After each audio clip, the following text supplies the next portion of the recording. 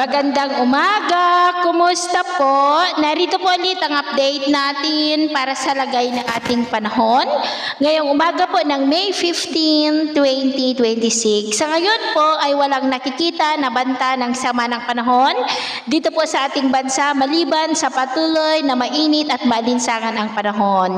Ang dating bagyong Kaloy ay isa na lamang po ngayong LPA na nananatili sa silangan ng Luzon pero hindi na po yan banta pa sa ating bansa. Ang easterlies ay nasa silangan ngayon ng ating bansa at ang hanging habagat ay posible nang iiral sa susunod na buwan. Ito naman po ay hangin na mula sa may southwest, sa may HPA, malapit po sa may Australia na dumadaan po dyan sa may Indian Ocean. Ito po ay mainit at mahalumigmig na hangin na nagdudulot rin ng mas malalakas na ulan at thunderstorm lalo na po sa kanluran ng ating bansa.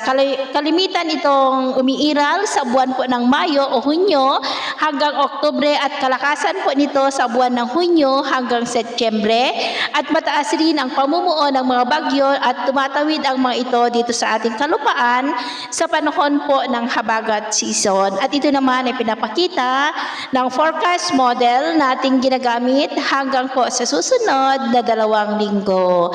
At sa lagay ng ating panahon, ngayong madaling araw ay maayos naman ang panahon sa malaking bahagi ng bansa pero may tsansa pa rin ng mga isolated rains sa ilang bahagi po ng Aurora, Quezon, Marinduque, Calapan, Sorsogon at Davao Region. At mamaya ay sisikat ang araw sa malaking bahagi ng bansa pero may tsansa muli ng cloudy skies with isolated rains sa ilang bahagi ng Sorsogon, Davao Region at Sulu Archipelago dyan po sa may southern part ng Mindanao. At mamayang hapon, mas mataas muli ang tsansa ng cloudy skies with isolated rain sa ilang bahagi ng ating bansa, lalo na po sa ilang bahagi ng Cordillera, ilang bahagi ng Cagayan Valley, La Union, Quezon, Calabarzon, Camarines Norte, Mindoro Island at ilang bahagi ng Mindanao.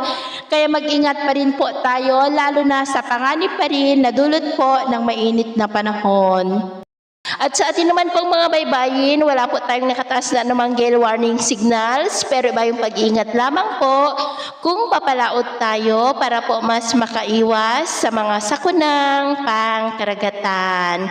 So ito lang latest update natin sa araw na ito. At ako pa muli si James na nagsasabing sa kahit na pagsubok po na darating sa ating buhay, huwag na huwag po tayong mawawalan ng pag-asa. Thank you and God bless!